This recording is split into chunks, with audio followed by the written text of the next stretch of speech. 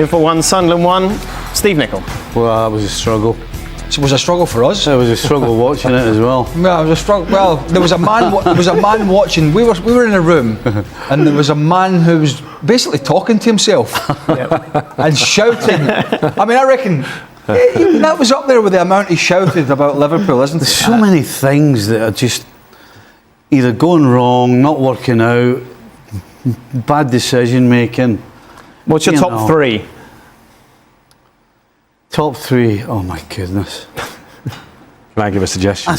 Van Dijk. Van Dijk? Do you know, I've actually not criticised Van Dijk that much this season, to be honest with you. But tonight, there is absolutely no question he has to bear a whole lot of responsibility. Not just for the goal, but for the way. Talk us through the goal. What did he do wrong? Well, what he did wrong was he gave the ball away for start. He gave the ball away. He tries to play McAllister, who isn't reading the pass. Okay. So what do? When you make a mistake, try and make up for it. And by making up for it, he could have stepped out and closed the ball because he had Kerkez who'd already come in beside him, so he didn't have to back off. But he did. And then when he sees Talibi going to strike the ball, again, he doesn't step forward. He just turns sideways. I mean, what happened to make yourself big, try and get in front of the ball? He got absolutely everything wrong. And then what we saw at the end, again, in my opinion, is down to your captain.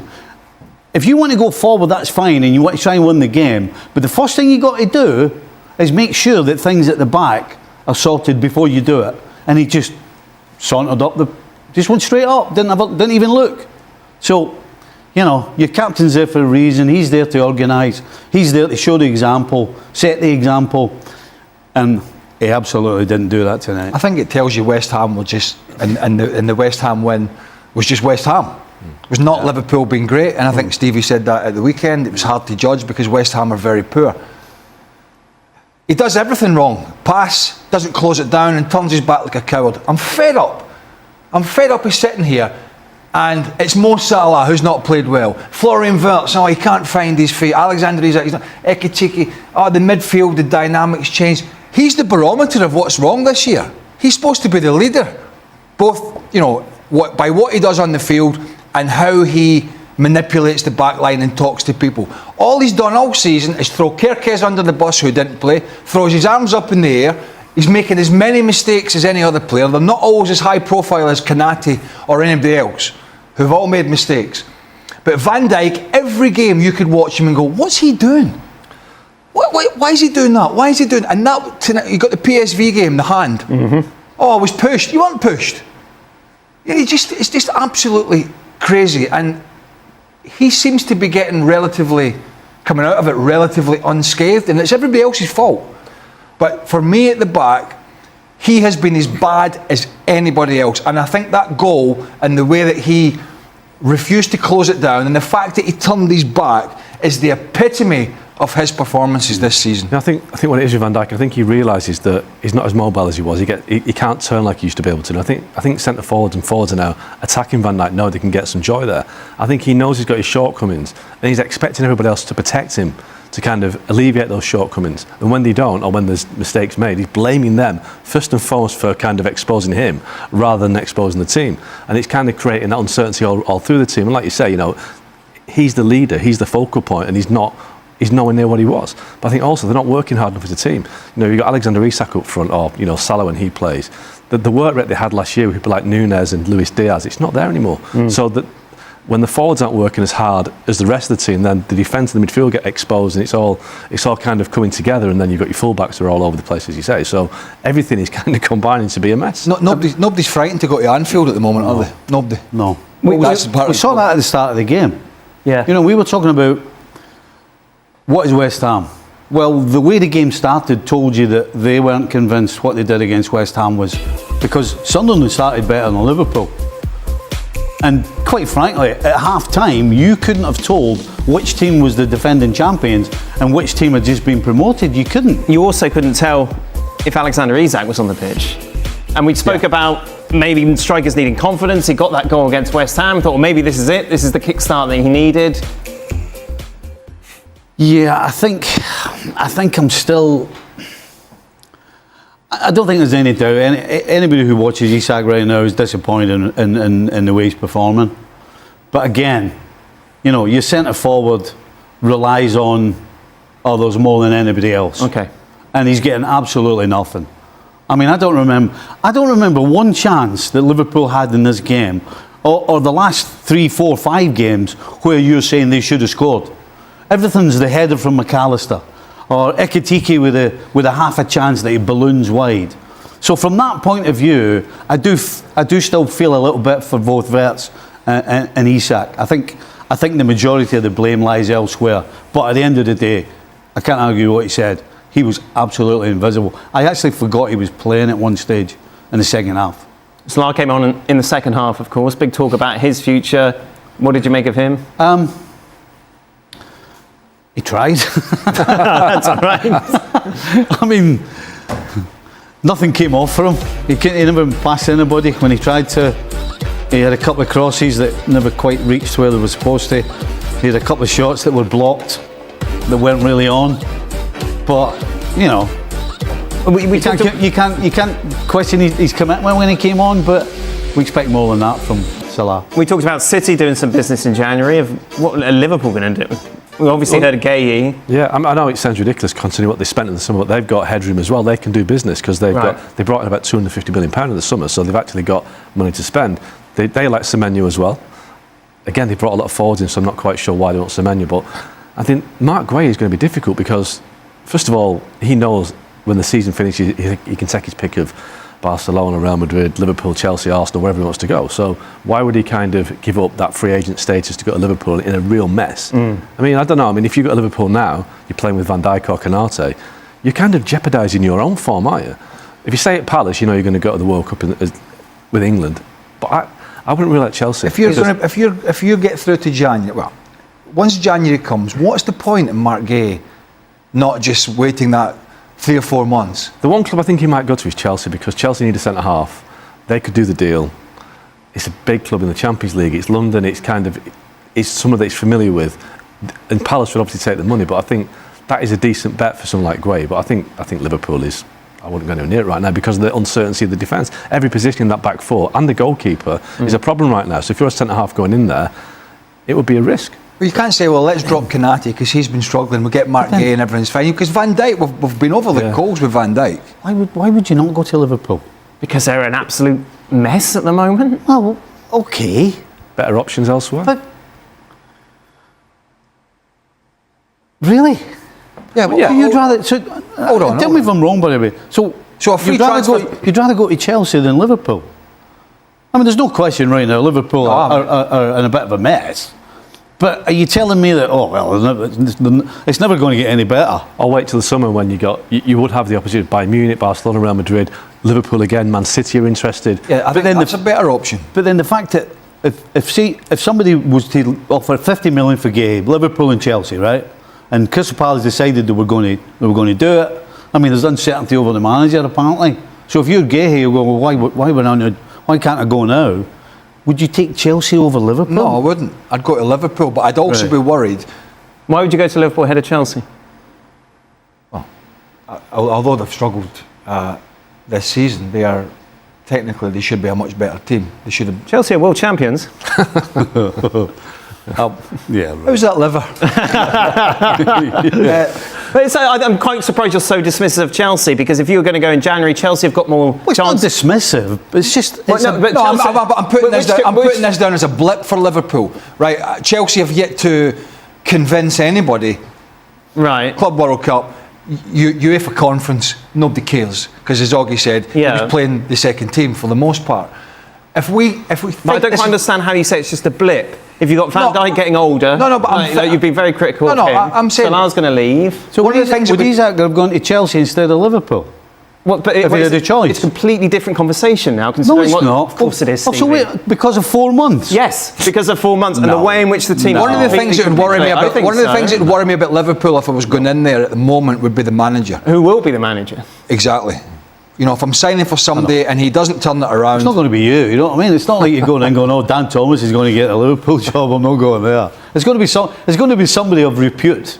Really? Yes. And big and Well, and you're done. And you're done. But aren't you all about, like, if you were, who's more likely to win the Champions League this year? It's Chelsea over Liverpool, isn't it? Surely, if you're a player, you're looking at short-term goals.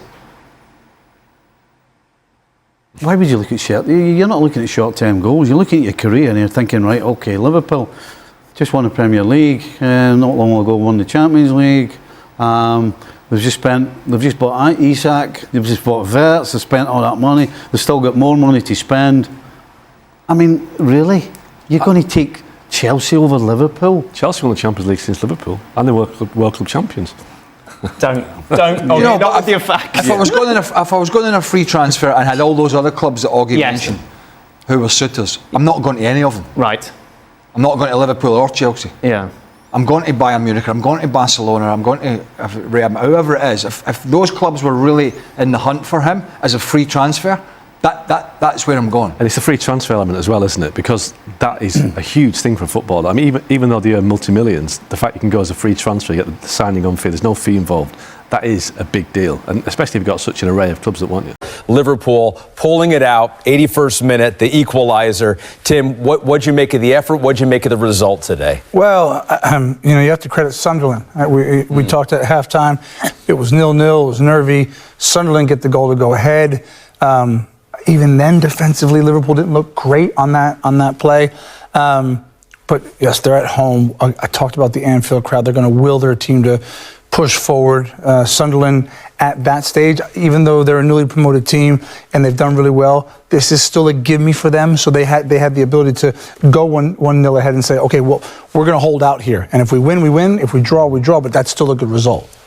Yeah, and one of the biggest things you saw the players walking off the pitch then for Sunderland, and obviously got the smiles on their face, but then you look at Xhaka, there's the disappointment that they didn't win at Anfield. Yeah. And that tells you where they are at the moment. And I think what we've seen with a number of teams this season is they've prioritised defending. And Sunderland are a key to that. You look at all the players playing in this team for Sunderland. I'm sure you played with some wonderful defenders, but you also would have played with some defenders that didn't necessarily want to defend. They wanted to go forward. This Sunderland team, they love to defend. They love to defend. They love to put their body on the line. You see all the different players for them. And they have adjusted to the Premier League unbelievably well. And I think what sets them apart from a number of teams in the Premier League is that they still value defending. And there's a number of teams that don't. So Sunderland are going to be very, very difficult to beat because in the manner in which they go about games. Liverpool 8th in the table right now. You keep waiting. Maybe the defending champions will figure it out at some point. Better defensively at times here lately. Where are we with them right now? Is this a season where they will get some momentum? They will, and they're playing better. But it's not a quick fix. I mean, I think from where they were, which was pretty low, it's not going to match. You just can't turn the faucet off and on. This is going to take some time. Virch looked better, albeit at own goal today. He got himself in and around dangerous areas. Does the Mo Salah balance work for them? Again, defensively, I thought they were a little bit more solid. You mentioned that. So this is going to get better. It will, but it's not going to be overnight. Speaking of Mo Salah, second straight game starting on the bench, did get into this one in the second half. What did you see from him in the second half? Obviously, you know the danger that he brings straight away when he comes on. He'll draw 2 or 3 of the opposition players, so that frees up his teammates. But I just think they're in a really awkward spot at the moment. Liverpool at their best over the years play with unbelievable intensity. I'm not seeing that at the moment from Liverpool. That's what set Liverpool apart from so many teams.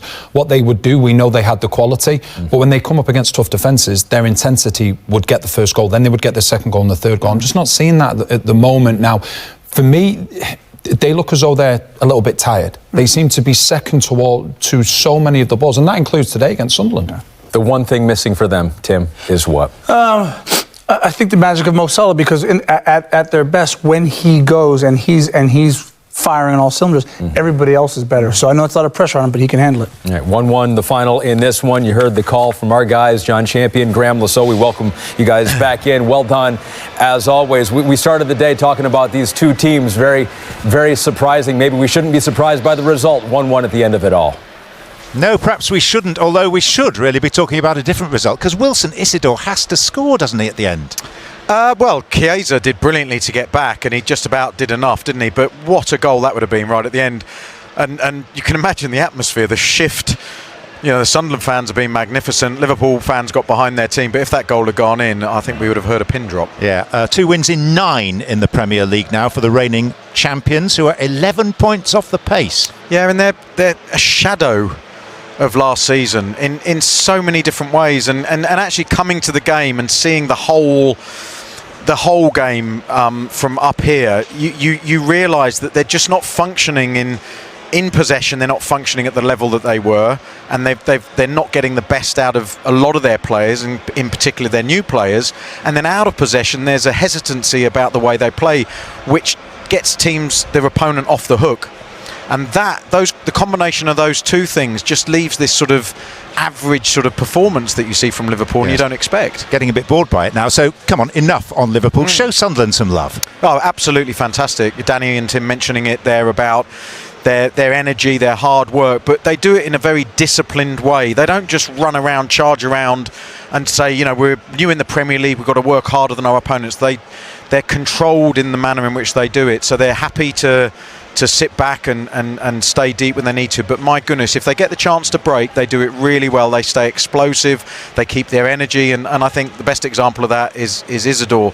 Yeah. Roof's winning the ball. He could try and waste some time, but no, he launches it forward and nearly gets his team the win. Yeah, absolutely. So it finishes 1 apiece. That win, the first win here since 1983, remains elusive for Sunderland. Mikel Arteta has made it clear that Arsenal will need to unleash their complete player against Bayern Munich. The Gunners host the German champions at the Emirates Stadium on Wednesday, and one man in particular could be decisive. Ebereki Eze, described as a very complete player by teammate Mikel Merino, is emerging as one of Arsenal's most dangerous weapons ahead of their Champions League clash with Bayern. The 27-year-old announced himself in North London with a stunning hat-trick in his first derby since arriving in a £67.5 million move from Crystal Palace. His 3 brilliant goals dismantled Tottenham, and truthfully, he could have scored even more. Merino believes every one of Arsenal's 8 summer signings has lifted the squad's level, helping the team build a 6-point lead at the top of the Premier League. But Wednesday's matchup is different. Bayern Munich, the reigning Bundesliga champions, represent the toughest test yet for Arteta's side. Speaking after the win over Spurs, Merino praised Eze's qualities and hinted at the impact he could have in such a high-stakes European battle. "We've brought in a lot of players who can make a difference. But you can see that other teams have spent big as well," the Spain international said. "Individual brilliance can win matches, sure, but in the end, it's the team that matters. If you have great players who don't connect, that's a problem. The good thing about this group is that everyone thinks about the team first." When asked about Eze specifically, Merino didn't hesitate. "I think he's incredibly complete. He can dribble, he can pass, and his technical quality is outstanding. In Spain, we always talk about players who can connect with others. He has that naturally. He grew up with that instinct to link play, move the ball, and build relationships on the pitch. He also has the mindset to get involved, demand the ball, and influence the game. At the same time, he's strong, he can take players on, and he can finish. He's a truly complete signing." Merino also touched on how the modern game often reduces players to simple numbers. "These days everyone judges players by goals and assists, that's just how it is.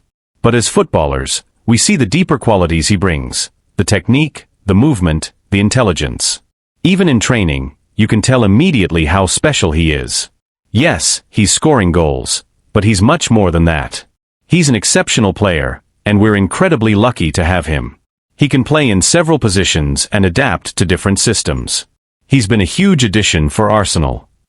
Beyond the technical qualities, Merino believes Eze's attitude, and the healthy competition within the squad, will be crucial in Arsenal's title push. You can hear the calm in Ebereki's voice and see it in the way he carries himself.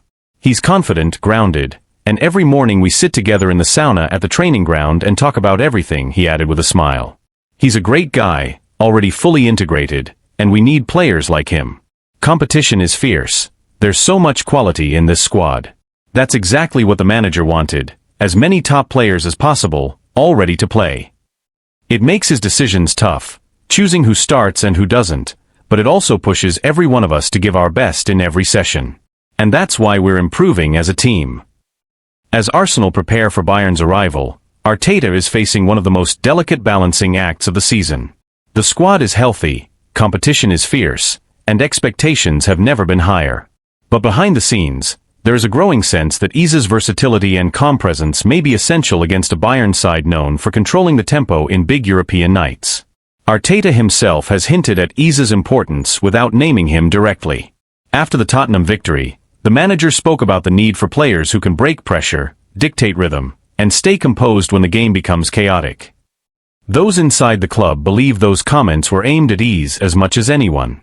The coaching staff has been particularly impressed by how quickly he has adapted to Arsenal's positional play structure, a system that demands far more tactical discipline than what he was used to at Crystal Palace. Analysts at the club point to his growing influence not only in the final third, but also in build-up phases, where his ability to glide past pressure could help Arsenal bypass Bayern's aggressive midfield line. There is also an awareness that Bayern's fullbacks tend to push high, leaving spaces between the lines. Iza's skill set, sharp turns, deceptive acceleration, and precise final balls, could be exactly what Arteta needs to exploit those gaps. Outside the club, pundits have already started circling Wednesday's match as a defining moment for the £67.5 million signing. Some believe that if Iza can impose himself on a Champions League quarter-final against Bayern Munich, it will confirm his arrival among Europe's elite creative players. Former players have echoed that sentiment. Several ex-Arsenal figures, speaking on television over the weekend, highlighted the need for someone who can change the temperature of the match with a moment of calm or an unexpected burst of creativity.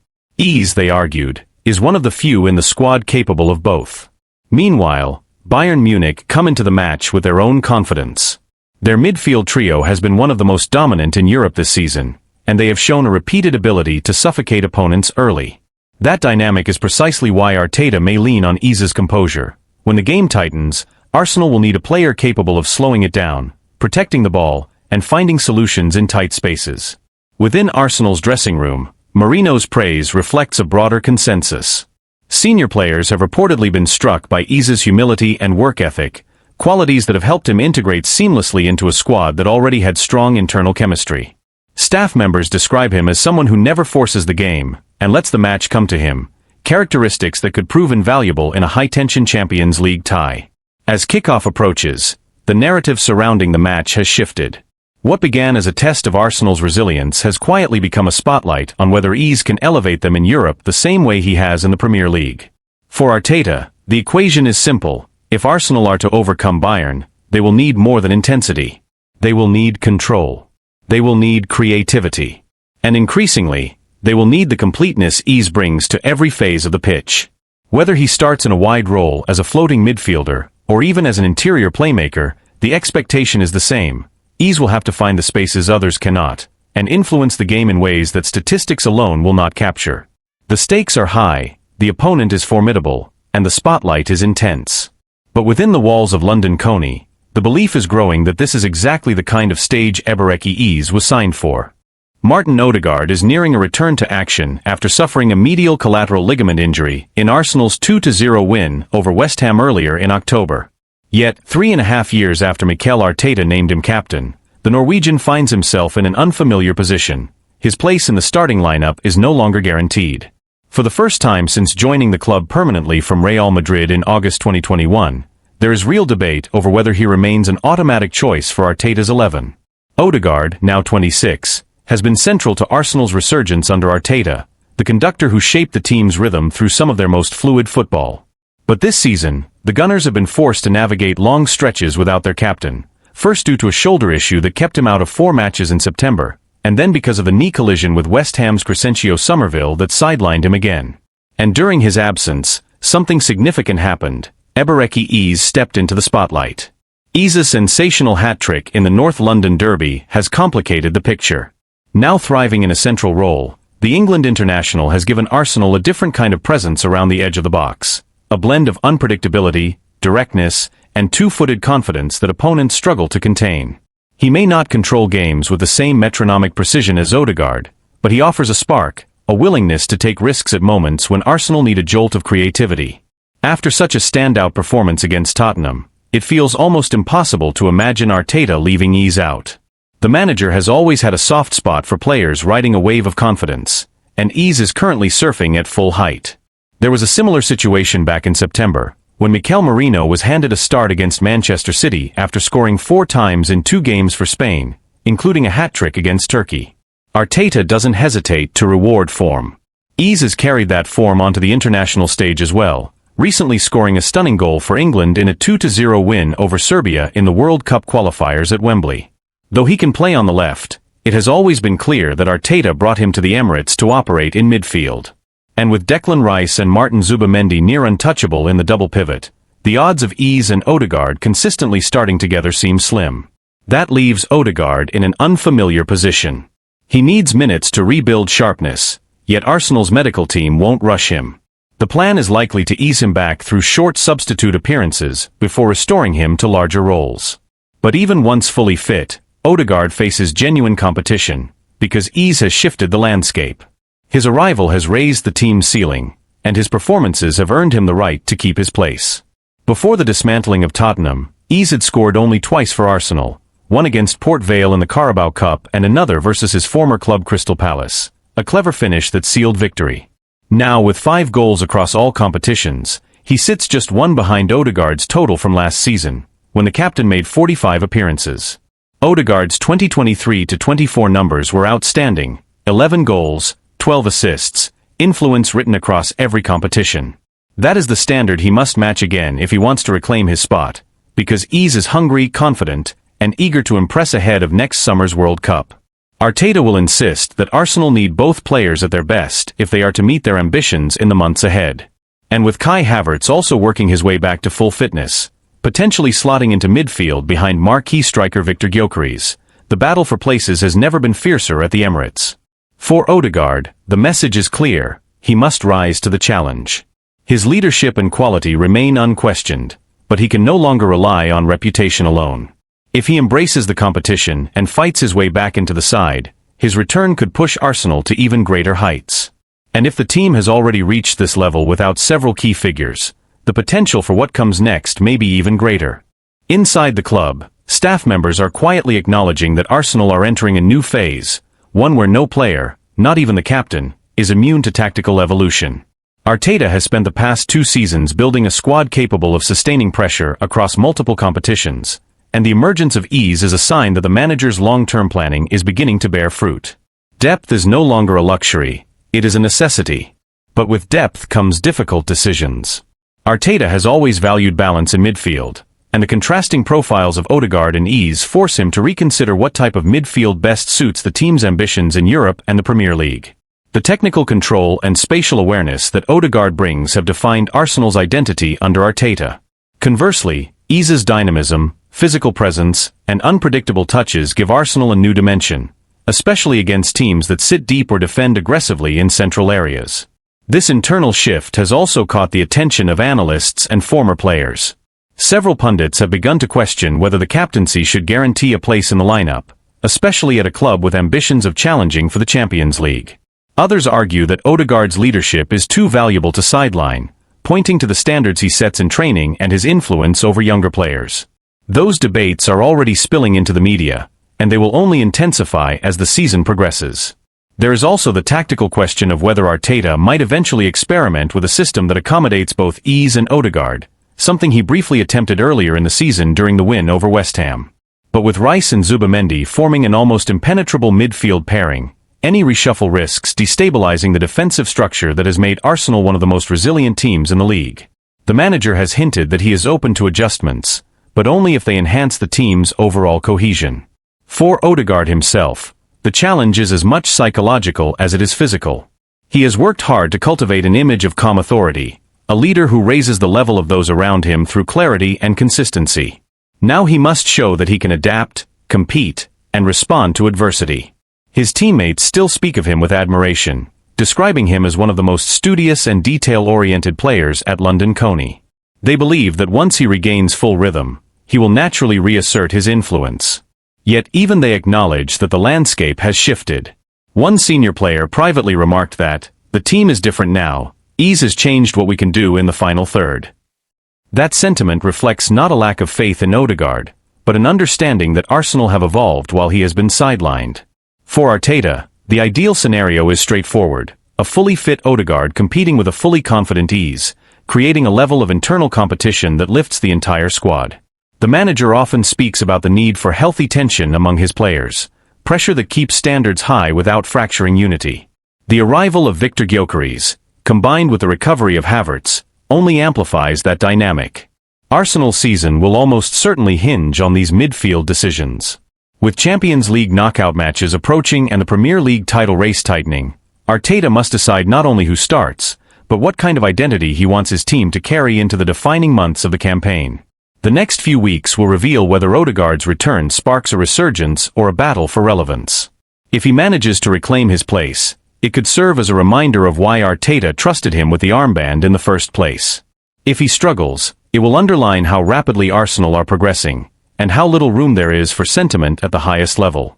Either way, the captain's response will shape not just his future, but the trajectory of a team that believes it is on the brink of something significant.